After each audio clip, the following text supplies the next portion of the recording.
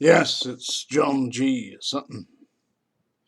Tales from the jails. Yeah, today I'm going to talk a little bit about some strange incidences that happened to me when I was first employed in the prison service from 1975 to 76 at Her Majesty's Prison, Wormwood Scrubs.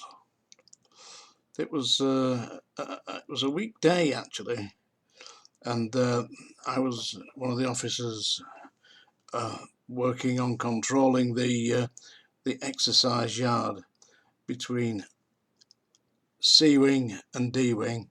It's quite an extensive area, part of which was an exercise yard used by the occupants of C wing, and in between C wing and D wing there was a laundry unit, and the laundry unit was used to service the entire prison. The individual wings would get the laundry together, put them into a hand-drawn trolley or truck, and wheel that across to the laundry unit where they had metal barred iron gates. It wasn't a solid gate, it was a metal barred iron gate, and they'd go there, ring the bell, they'd take the trolley in, empty all the laundry out, and off it would go. They'd take the fresh laundry back, and that was the way that the laundry was done at Wormwood Scrubs. But in the meantime, I was one of the officers in charge of the exercise yard. Basically, the prisoners just came out, walked round the yard, or just sat around, or kicked a ball about, or whatever. And as they were doing this, C wing, one of the occupants of the laundry unit came to the metal iron gates and started shouting abuse at some of the inmates who were from C wing. Now, the staff that worked the laundry were D wing staff, and the inmates were occupants of D wing. D wing being the lifers wing, the long-term wing at the Scrubs, and it was usually used for people who were serving multiple life sentences or sentences in excess of like 5 years or maybe 10 years or something like that. So there were serious offenders, who were in there. Anyway, one of the jobs that they had allocated to D-Wing was to work in the laundry, and it was one of the inmates from the laundry that came up to the gates and started shouting, "Hey, you bunch of tosspots," and all that at C-Wing, "Get some time in, you bastard," all that stuff, So I walked over to him and I said, "Listen, silence, you're annoying the inmates on here. Don't do it." I said, "And if you insist on rattling the bars and shouting, I'll go and get you some buns and come back and feed you." And this inmate went absolutely wild, crazy. "You running, you battling, you bastard, you can't talk to me like that." I just thought, piss off, Never thought I'd walk back to the post where I was, about 5, 6, 10 yards away, something like that, and took up my position, and the exercise went on. Nobody thought no more about it until this trolley came across the yard, a truck drawn by a couple of inmates who were coming from, I think it was A wing, and they were dragging this across with the laundry in from A wing to the actual unit. Went up to the iron gates, the bars, rang the bell, the door opened, and flying out of there came this inmate I'd offered to feed the buns to, and he's running across the yard at me, and between the gate and me was a dog handler, and the dog went for this guy, starts barking and jumping up, and this guy, scared stiff. Anyway, we grabbed him and flung him back in the unit and left him to it. Turned out he was a serial. Well, he'd done a few murders actually. I think his name, you can look this up, Pountney, I believe his name was, and I believe he was serving murder for doing the same kind of offence that his father had committed. Strange that, isn't it? I've mentioned this before about the apple not falling far from the tree. Yeah, but that's absolutely what he'd done. He set somebody alight, got petrol, poured it all over him, torch, off they go like a Roman candle. Yeah, seriously. And he was running to murder me, you see, but he didn't quite get me. He met the dog instead. Some time later, I'd appeared in all the papers in London because what had happened was I'd been to court having dealt with this bloke who'd attacked me in a pub and hospitalised him, and I was headlines in the local paper.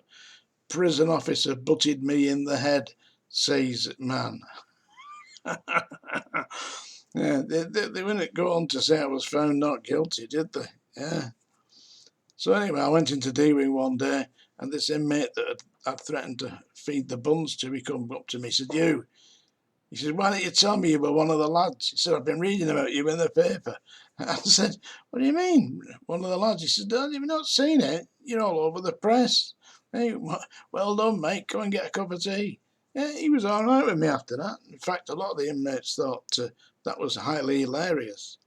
You know, the fact that I'd managed to get myself in Crown Court. I didn't find it very funny. I can tell you, neither did my poor wife. Yeah. The Scrubs was a different kind of setup to the prison at Strangeways. The big difference was all the prison officers were from out of town, out of different areas.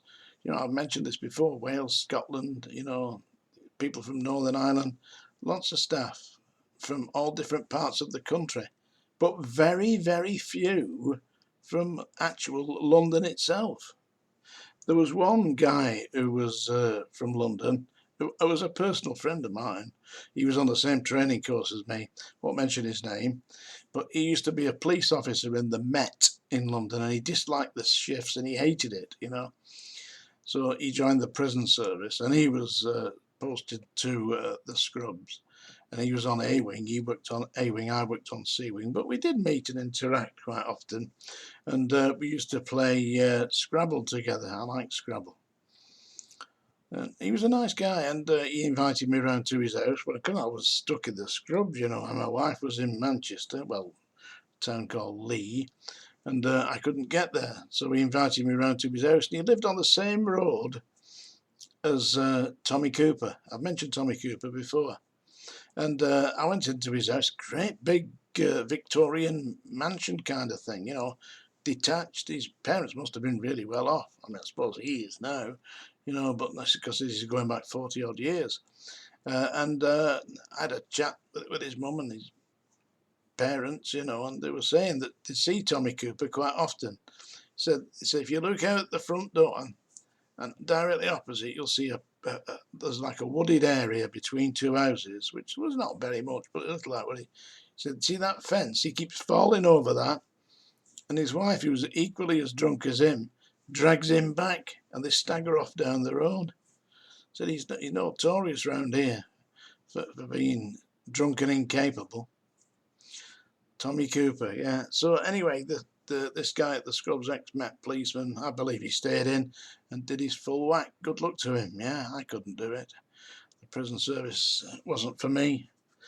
But the attitude of the staff at the Scrubs was do the job, you know, and you know, they weren't really into a great deal of this macho thing. Although about 5 years after I'd left, I believe there was a big police raid on the Scrubs, and they arrested a number of prison officers for being in a little gang that were going around beating inmates up. I mean, what possibly can you get from that? I mean, some of the staff at the Scrubs were playing silly games like that, you know, beating people up, but generally speaking, it was not on the kind of scale that you got at Strangeways. But definitely there was violence. And of course, the usual cuts and slashings and all that. But that was inmate on inmate. Now, listen, I think somebody called Terry Tyler has been complaining about my singing. Unfortunately, you're in the minority, and people here are actually enjoying my singing. Somebody said it sounded like a cat's choir on Jack Daniels. So here we go. I'm going to say, listen, this song was written and performed by a very funny man called Norman Wisdom. Yeah, I really love Norman Wisdom. When I was about 11 years old, I developed something, I think it was chicken pox or something like that. But I was really ill for about 2 weeks. I couldn't get out of bed. And just as I was getting a little bit better, I couldn't eat. I could hardly drink, you know. So anyway, as I was getting a little better, my mum gave me some money and said, go to the movies and watch the film, you know, in the afternoon, and that might cheer you up. So I went to see, I think it was A Stitch in Time, and Norman Wisdom was on. And I really did laugh at that. It did make it amused me. When I came out, I felt a great deal better. Many years later, you know, virtually 50 years later, as the feature editor of a newspaper, and I wrote to Norman Wisdom and asked him, could I interview him for the newspaper? And he wrote back, still got the letter. He said, I'd absolutely delighted to do that. He said, but unfortunately, the times you've suggested, I will be in America. I'm still on tour. But when I get back, do contact me again, and we'll meet up. But unfortunately, Norman Wisdom passed away before I got a chance to do that. Wonderful guy, extremely funny, and he wrote this song. I hope you're sitting comfortably. Don't laugh at me, 'cause I'm a fool. I know it's true. Yes, I'm a fool. No one seems to care. I'd give the world to share my life with someone who really loves me. I see them all falling in love, but my lucky star hides up above.